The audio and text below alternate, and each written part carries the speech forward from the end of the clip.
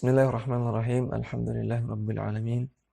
Wassalatu wassalamu ala nabiyina Muhammadin wa ala alihi wa sahbihi ajma'in, amma ba'd.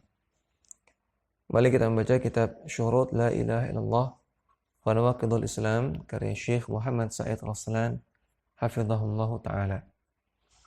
Nah, kita sudah sampai pada bab Nawaqidu La Ilaha Illallah. Bab pembatal-pembatal dari la ilaha illallah atau pembatal keislaman. Beliau mengatakan, wa dzakara al-ulama'u rahimahumullahu fi babi hukmil murtaddi anna al-muslima qad yartaddu an dinihi. Nas'alullaha al-afiyata. Para ulama menyebutkan, semoga Allah merahmati mereka, menyebutkan dalam bab hukum terhadap orang yang murtad, bahwasanya seorang muslim bisa murtad dari agamanya. Nas'alullaha al-afiyata, semoga Allah kita mohon kepada Allah Ta'ala al-afiyah, keselamatan dari hal tersebut. Orang muslim bisa jadi statusnya berubah menjadi non-muslim, bisa jadi dia keluar dari Islam. Bi anwa'in katsiratin minan nawaqidhi allati tuhillu damahu wa malahu. Dengan melakukan berbagai nawaqid, melakukan banyak nawaqid, pembatal-pembatal keislaman yang membuat darahnya itu halal dan hartanya itu halal. Maksudnya darahnya halal dan hartanya halal adalah dia boleh diperangi dan dia boleh dihukum dengan hukuman mati. Namun yang melakukan ini adalah ulil amri, ya, bukan setiap orang. Ya, dia boleh diperangi karena statusnya non-muslim dengan peperangan yang syar'i, ya, bukan dengan peperangan yang sembarangan. Yang melakukan adalah ulil amri. Ya, kemudian dia bisa dihukum mati.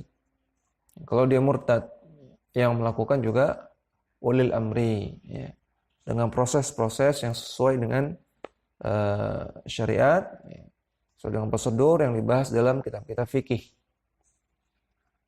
Ya, maka ini maksudnya halal harta dan darahnya.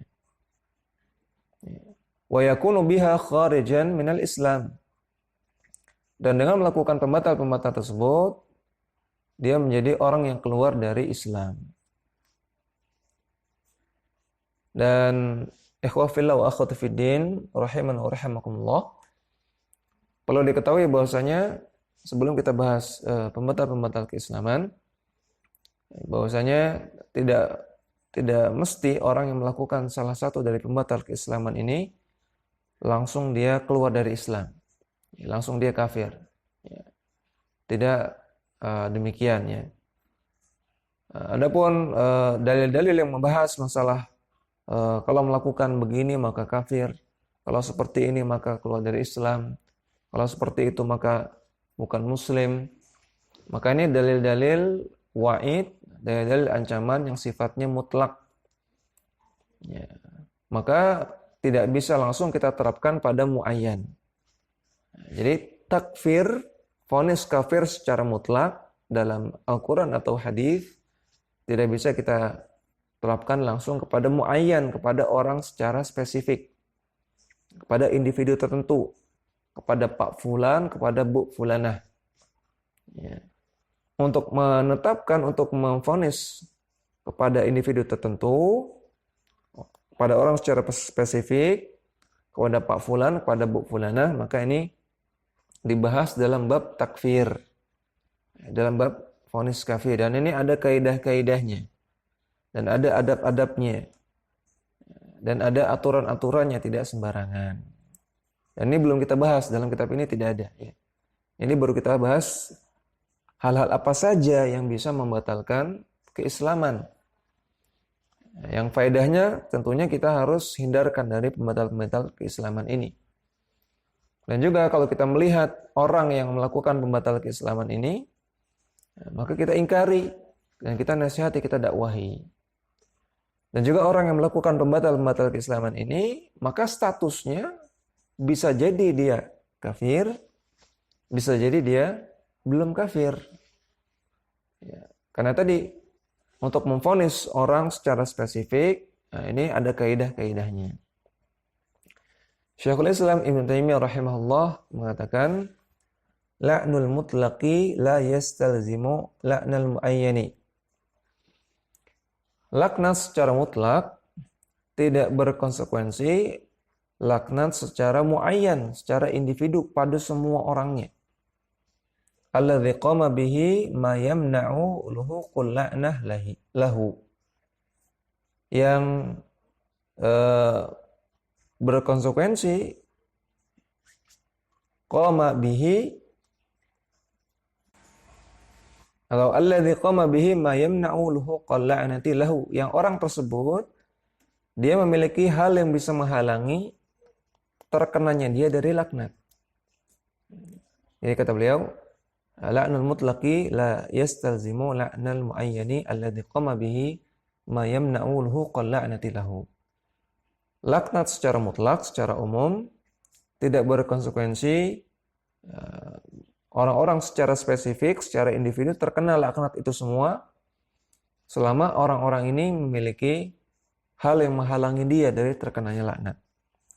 Wa kadzalika at-takfirul mutlaqu wal wa'idul mutlaqu. Demikian juga takfir, vonis kafir secara mutlak. Demikian juga diancamnya pelaku-pelaku dosa secara mutlak. Maka tidak berlaku juga kepada muayyan. Tidak langsung berlaku kepada semua muayyan, kepada semua individunya. Walihadza kana al-wa'idul mutlaqu fil kitabi was sunnati masyrutan bi thubuti syurutin wa intifai mawani'a. Oleh karena itu, ancaman yang mutlak di dalam Al-Quran dan As-Sunnah itu masyrutan, diberikan syarat-syarat,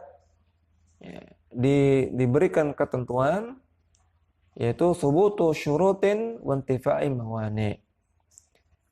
Terpenuhinya syarat-syarat dan tidak ada penghalangnya. Artinya seseorang tersebut secara muayyan, Pak Fulan, melakukan pembatal keislaman. Maka dia baru dikatakan kafir kalau sudah terpenuhi syarat-syaratnya dan tidak ada penghalang-penghalang yang membuat dia tidak bisa dikafirkan. Jadi ada syarat-syarat dan ada penghalang-penghalang. Namun pada kitab ini kita tidak bahas masalah tersebut. Masalah syarat-syaratnya apa saja, penghalang-penghalangnya apa saja, dan mudah-mudahan insyaallah pada kitab-kitab selanjutnya bisa kita bahas.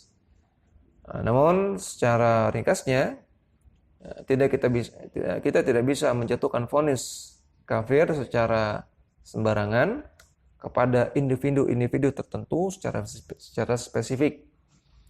Namun tetap kita harus peringatkan dia, kita dakwahi dia, kita ingkari dia. Karena dengan dia melakukan pembatal keislaman, bisa jadi ada kemungkinan dia keluar dari Islam. Bisa jadi dia orang-orang yang terpenuhi syarat-syaratnya untuk dikafirkan dan tidak ada penghalang. Bisa jadi. Maka ini berbahaya. Ketika dia melakukan pembatalan keislaman, berbahaya. Tetap kita ingkari, tetap kita nasihati. Namun tidak boleh sembarangan kita memvonis dia sebagai orang yang kafir.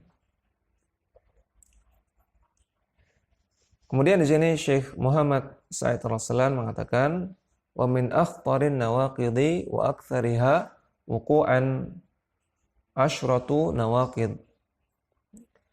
Di antara pembatal-pembatal keislaman dan yang paling banyak terjadi itu ada 10 pembatal. Maka dalam kitab ini dibahas 10 pembatal keislaman. Bukan berarti cuma ada 10. Namun ini yang paling berbahaya dan paling banyak terjadi kata beliau. Awaluha yang paling pertama, asyirku fi ibadatillahi. Berbuat syirik kepada Allah. Qala subhanahu, Allah subhanahu berfirman, innallaha la yaghfiru an yushraka bihi wa yaghfiru ma duna dzalika liman yasha. Sesungguhnya Allah tidak mengampuni perbuatan syirik kepadanya, namun Allah mengampuni orang yang melakukan perbuatan dosa yang bukan syirik. Liman yasha, bagi orang-orang yang Allah kehendaki. Surat An-Nisa ayat 38, ayat 48. Maka dari ayat ini Allah katakan Allah tidak mengampuni dosa syirik. Wa qala jalla wa ala, dan Allah jalla wa ala berfirman, innahu man yusyrik billahi faqad harramallahu alaihi al-jannata wa ma'wahu an-nar. Sesungguhnya orang yang berbuat kesyirikan kepada Allah, faqad harramallahu alaihi al-jannah, Allah telah haramkan bagi dia surga, dan wa ma'wahu an-nar, tempat kembalinya adalah neraka. Wa ma lidh-dhalimina min ansar, dan tidak ada bagi orang-orang yang zalim penolong. Surat Al-Maidah ayat 72. Wa min dzalika min hadha asy-syirki alladhi yanquddu aqdal islami wa yukhriju minal millati. Maka dari itu, di antara bentuk kesyirikan yang bisa membatalkan tali keislaman, memutuskan tali keislaman dan mengeluarkan seseorang dari agama Islam, di antaranya du'aul amwati, berdoa kepada orang mati. Wal isti'anatu bihim, dan meminta pertolongan kepada orang mati. Wan nadharu lahum, dan bernadar kepada orang mati. Ya, bernadar artinya mewajibkan kepada diri sendiri perkara yang tidak wajib asalnya. Kemudian meminta sesuatu kepada yang dinadari dengan nadar tersebut. Misalnya dengan mengatakan, wahai Mbah Fulan di kuburan ini, ya, kalau saya naik pangkat, kalau saya naik jabatan, maka saya akan bawakan sesajen. Seperti itu misalnya. Ini nadar kepada orang mati. Ya, ini termasuk kesyirikan. Wadzabahu lahum, dan menyembelih hewan untuk orang mati. Ya, menyembelih hewan dipersembahkan untuk orang mati. Fakullu dzalika min nawaqidil islami al-'azimi. Maka semua ini termasuk pembatal-pembatal keislaman yang besar. Ya, demikian yang bisa kita sampaikan pada kesempatan kali ini. Wassallallahu ala nabiyina Muhammadin wa ala alihi wa sahbihi wasallam.